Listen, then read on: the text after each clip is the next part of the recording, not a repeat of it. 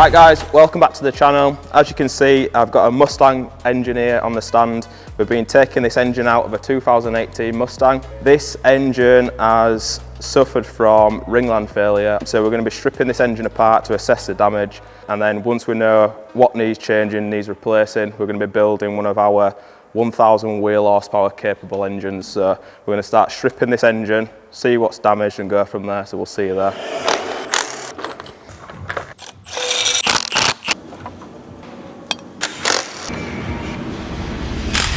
Right, so this is where we are with the engine stripped down now. We've got the cylinder heads off, all the top ends being stripped apart, the cams and everything are apart. You can actually see a bit of oil on some of the cylinder chambers on the top of the head. That is usually an indication that the piston rings aren't sealing the cylinder properly. So whenever you really get a broken engine, the first sign you get oil on your spark plugs, because the oil scraper rings and the piston rings are no longer keeping the oil in the sump where it's supposed to be. So we've got a bit of contamination on the heads. So we've got the bottom end still together now. We're going to start taking the con rod caps off, and then we can push the pistons out. And we're looking to see or find a broken ringland on this engine. Can't remember if this is 1 or 2.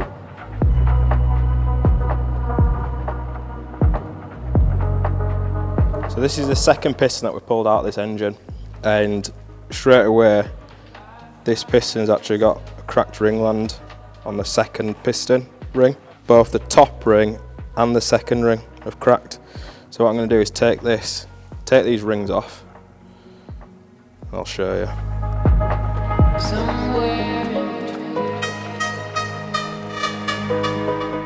So that's what we mean by a cracked ringland. So what they generally do is they crack and the pieces stay in place, just as you've seen, because the cylinder walls and the piston rings hold it all in place, but because it's cracked, the piston rings no longer seal, so you lose compression from that. And that's why they actually, when they fail, they don't fail extremely bad, they still run decent, because the piece of the piston is still there, effectively keeping the piston in one piece. And then as soon as you take it apart, that happens. So I'm expecting to see maybe one more, that looks like it.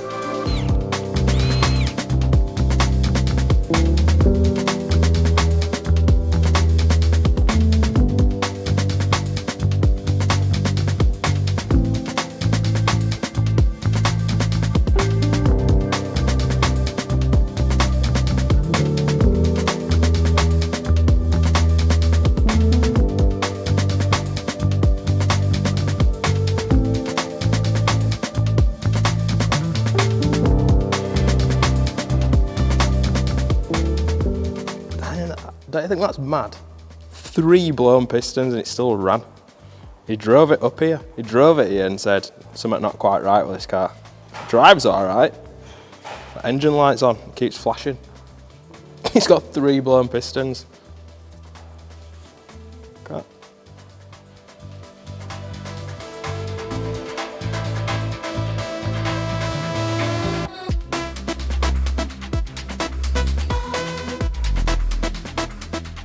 So, with this being a Gen 3, they don't have pressed in sleeves like the Gen 2. The Gen 3 has plasma coated bores, which is basically a sprayed on metal liner. So if ever you damage these, they can't really be repaired. The good thing about them, the blocks aren't that expensive. It's not even worth the risk even trying to repair it. So this engine's got 3 blown pistons. You can actually see where the combustion has been going down the side of the piston rings where the ringlands have cracked, and that there has created a lot of heat in them spots. Rather than the heat going around the piston ring and spreading across the dome, it's been trying to force its way down the side of the broken piston rings, well, the broken ringlands. So that's created heat spots on the cylinder walls. We'll be replacing this block for a new Ford Performance block, and then we'll be rebuilding it from there. And obviously new pistons, new rods, and all the other good bits that go along with our engine builds. So the engine's more or less stripped now. All I've got to do is take the crank out, so we're saving that. we can start ordering some parts to get this engine back on the road.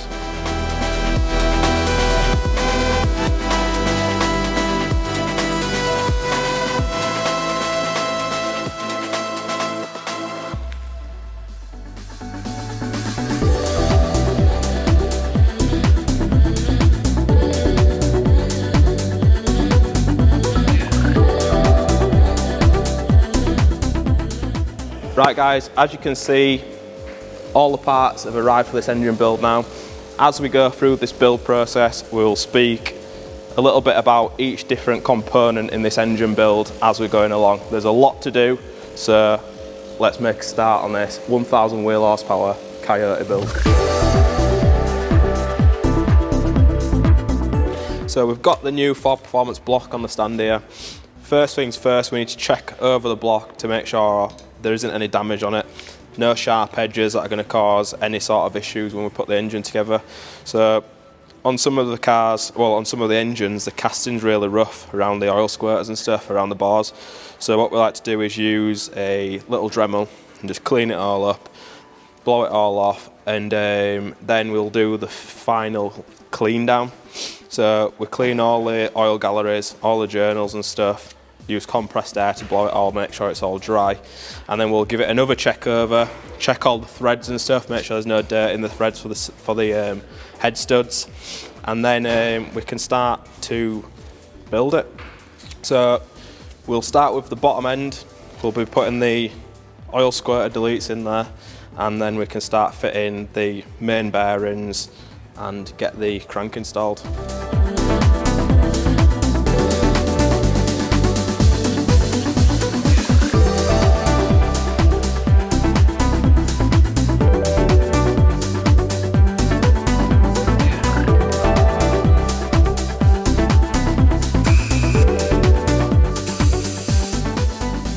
So these are the factory piston oil squirters. We're going to be replacing these for the MMR block-offs.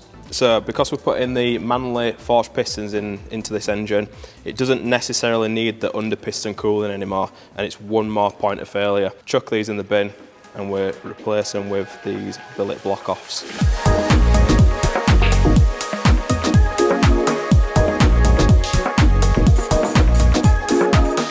So these engines already have 4-bolt main caps, which is good. It's a strong bottom end, but we can always upgrade that by fitting the ARP stud and nut conversion rather than using the factory bolt. So we've got the full ARP set there. ARP send these with some preserving oil on them so they don't go rusty when they ship them out, but you need to clean that off because it's important that these are dry fitted into the block. So we're going to stick these in our parts cleaner, clean all the oil off them, make sure they're nice and dry, and then we can install them into the block.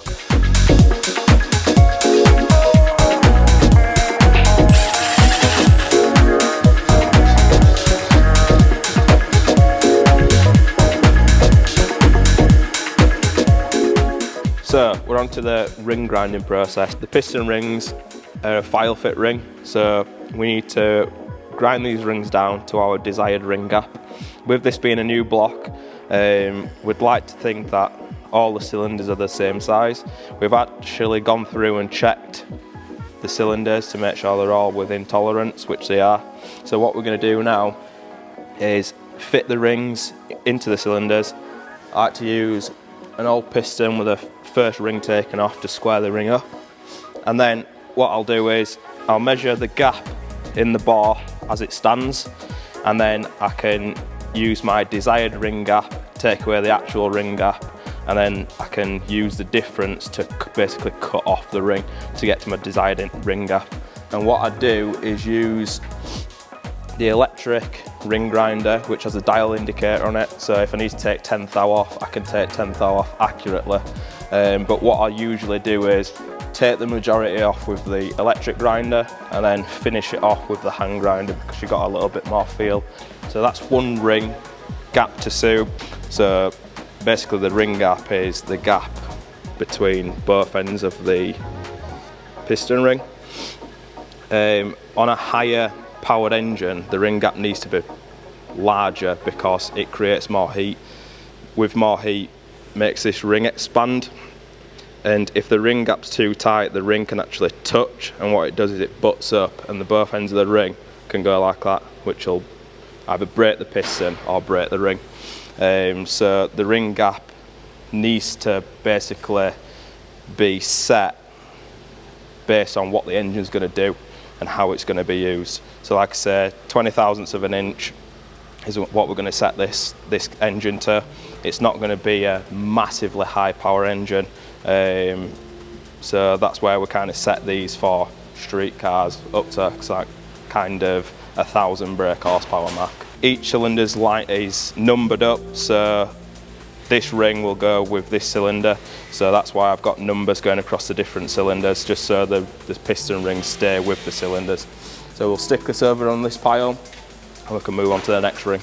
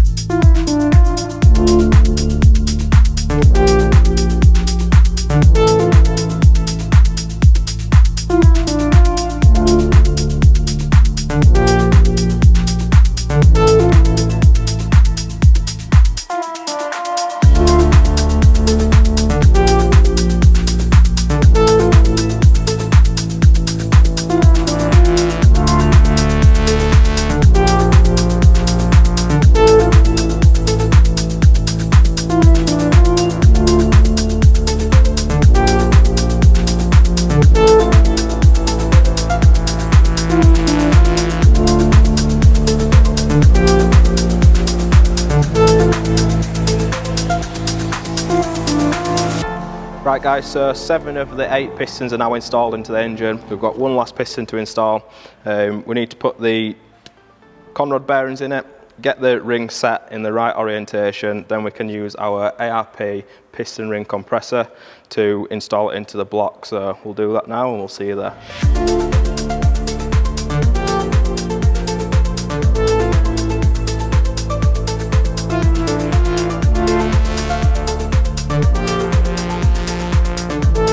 Now that the pistons and rods are installed, it's time to install the freshly rebuilt cylinder heads. Our forced induction rebuilds include cylinder head upgrades. These upgrades consist of uprated valve springs and retainers, stem seals and skimming of the gasket face. As part of these upgrades, we install a MMR secondary timing tensioner kit to provide accurate cam timing between both banks. Billet oil pump gears and crank sprockets are installed before finishing off the timing assembly.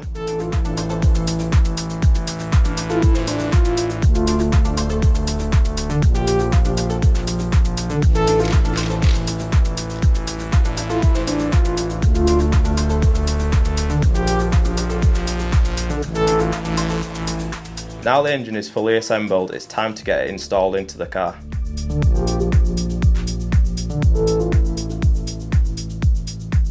Right guys, the engine's all installed now. We've got the coolant in, we've got the oil, we've checked over the whole car, and we're at a point now where we're ready to start it. So, battery's being uncharged, we've got good voltage there, so we'll jump inside the car and we'll get this engine started, so let's go. So before trying to start the engine, we've cranked the engine over a few times so it builds some oil pressure.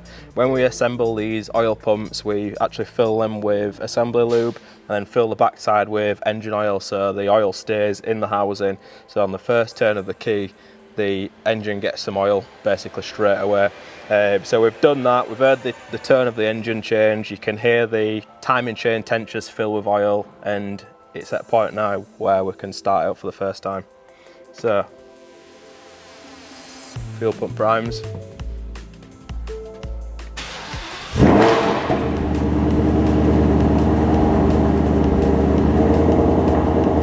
First time. So now that the engine's running, we've had a check over it, make sure there's no leaks. The engine's up to temperature now. We've rechecked the oil, rechecked the coolant, and with these engines we like to keep the runtime as minimal as possible, and the only runtime really is the time on the dyno so we can bed the rings in properly. So it's going to be going straight to the dyno cell now. We'll start our bedding procedure. it'll come off the dyno, get an oil change, and then we'll be on to full power tuning, so we'll see you in the dyno. So, with this dyno being an eddy current braked dyno, this allows us to calibrate the diff ratio on the car to the dyno. So basically the dyno knows exactly what RPM the tach is on the car compared to the axle. The good thing about that is I can set the actual engine RPM on the dyno, so the dyno holds that RPM. That means then I can do steady state, mixture of lows, mixture of different RPMs to bed the engine in quickly, rather than doing a 1,000, 2,000 mile bedding procedure on the road, which is BS in my opinion. So 30 to 45 minutes on the dyno, mixture of different lows, different RPMs. So we'll be starting 1500, 2000 RPM-ish, and from that I can lock it at 2K and I can feed in the throttle up to about 50-60%, just enough to get enough heat in the cylinder and pressure in the cylinder to basically make the rings expand, scuff up the bars, and then that seals the rings to the bars. If you don't get the cylinders and the piston rings hot enough, they'll never really seat to the bars, and then you just get like excessive oil use. So we'll do that up to about 2/3 of the rev range, just going through, letting it cool down, 2K, 3K, 4K, and so on. And then once we've spent a little bit of time on it and I've got it to a point where I think it's nice and it's loosened up and the data logs and everything are all doing what they should be doing, we'll take the car off the dyno, back into the workshop, do an oil change, put the right viscosity oil in it. So this car is supercharged, we'll be putting a 5W50 in there, and then we'll get it back on the dyno, and then we can start doing some full power tuning. So let's go.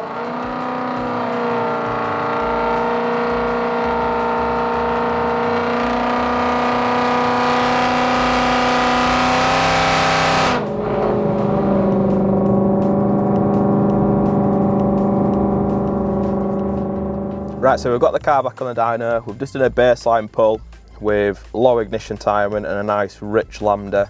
The car's made 600 wheel horsepower and 490 foot-pound of torque. Obviously with this engine we've dropped the compression ratio from 12:1 to 11:1, which means it needs more timing to make the same power as what it did on the 12:1 engine. 13-14 degrees of ignition is way too low for an engine at 11:1.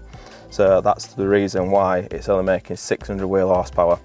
So I left the timing like that just as a baseline, just to make sure everything's happy, fueling's all good. We're ready to start turning the power up basically. So I'm going to make a new revision, get it flashed, and basically just keep working the power up to see where we end up.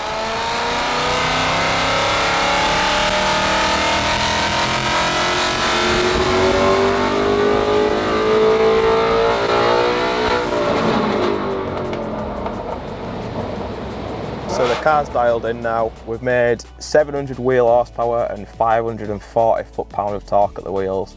So since we did the baseline pull, we've made an extra 100 wheel horsepower and 50 foot-pound of torque at the wheels, which is quite a big gain.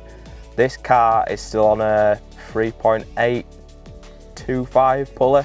It's only a 10 psi pulley, so it's making good power for an 11:1 engine on a 10 psi pulley. All the data logs look mint. We're running this engine at about 16 degrees flat at the top end and revving it out to 7,400 RPM, where it's making peak power. It's still climbing, to be fair. We could rev this out a little bit higher, but with it being a brand new engine, we're just gonna leave it as it is. It's still plenty enough power. 700 wheel horsepower is around 830, 840 brake horsepower. This car is equipped with the 10-speed automatic gearbox, so the transmission losses are quite a bit higher than the manual cars. This engine is capable of doing well over 1,000 brake horsepower easily. What we're planning on doing is giving the customer it back at this power level so he can enjoy it again, and when he gets bored of it, because everybody gets bored of the power, we're going to put some injectors in it, a smaller pulley, and turn it up some more. The car's tuned. We're going to leave it here for now, get it off the dyno, test it on the road, make sure the gearbox is happy, make sure the engine's happy, make sure that install is how it should be, and then we can start planning to get the car back to the customer. So we'll see you out on the road. Right guys, we're out in the Mustang now doing some testing. The car is absolutely ripping. Engine and gearbox are all happy. We've been doing some pulls. Fuel lights just come on, obviously. And yeah, the car feels very strong. The gearbox is happy, engine is happy. We've done a bit of mixed driving, full throttle pulls, up and down the gears, make sure it's shifting gear properly, and everything is all good. So we'll get it back to the workshop, we'll do a full nut and bolt check, and then we can start thinking about getting the car back to the customer. So we'll see you there.